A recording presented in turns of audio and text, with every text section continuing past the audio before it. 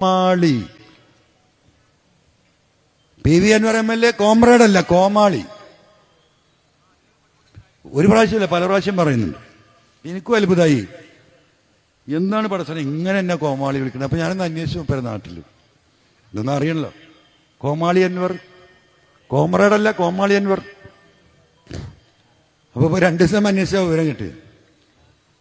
അത്യാവശ്യം നല്ലൊരു തറവാട്ടിലൊക്കെയാണല്ലോ മൂപ്പര് ജനിച്ചത്. മൂപ്പര് അച്ഛന് ഒരു സർക്കസ് കമ്പനി ഉണ്ടായിരുന്നുണ്ട്, സർക്കസേ. അപ്പൊ അതിൽ പല ജാതി ആൾക്കാരുണ്ടാവുമല്ലോ. അപ്പൊ ഇടയ്ക്ക് ഈ കോമാളി വേഷം സർക്കസിൽ നിങ്ങൾ കണ്ടിട്ടില്ല, ആകെ 10 മിനിറ്റ് ഉണ്ടാവുള്ളൂ. സർക്കസ് 2 മണിക്കൂർ ഉണ്ടെങ്കിൽ കോമാളി എന്ന് വന്ന് ചന്തിക്കൊക്കെ 2 അടി അടിച്ചോ ആ ഹൂ ഹൂ എന്നൊക്കെ പറഞ്ഞു പോകും, ആൾക്കാർ ചിരിക്കും. അതാണ് സർക്കസിലെ കോമാളി. അപ്പൊ അതിന് ഒരാളെ ശമ്പളം കൊടുത്ത് നിർത്തിയാൽ വെക്കൂല നിലക്ക് ഈ 10-15 മിനിറ്റുള്ള ഈ കോമാളി വേഷം ഈ പറയുന്ന EN മോഹൻദാസിന്റെ അച്ഛനായിരുന്നല്ലോ ആ റോൾ എടുക്കല്.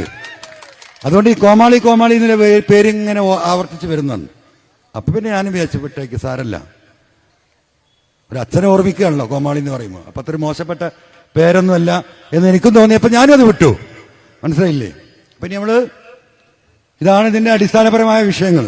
ഞാനിവിടെ അവസാനിപ്പിക്കുകയാണ്. അപ്പോ ഇനിയും നമ്മൾ കാണും, നമ്മൾ സംസാരിക്കും. ഒരു 15 ദിവസം കൊണ്ട് ജനങ്ങൾക്കിടെ അഭിപ്രായം കൂടി തേടി ജനങ്ങൾ എന്ത് പറയുന്നു എന്ന് മനസ്സിലാക്കിയിട്ട് നമുക്കൊരു തീരുമാനം എടുക്കാം.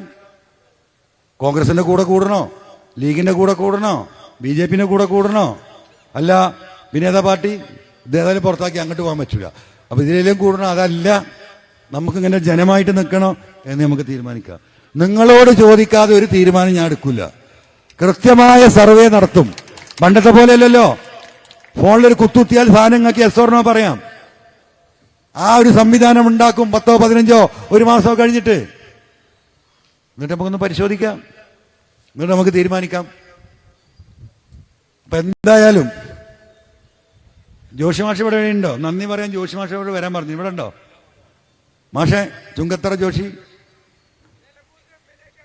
അപ്പൊ ഇനി നന്ദിയും കൂടി ഞാൻ പറയാണ്. മാഷ കാണുന്നില്ല, ഞാൻ സാധു തിരക്കിൽ എവിടെയെങ്കിലും ഉണ്ടാവും.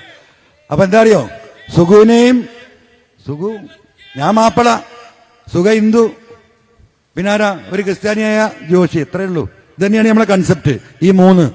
മനസ്സിലായോ? പിന്നെ സകലമാന മനുഷ്യരും.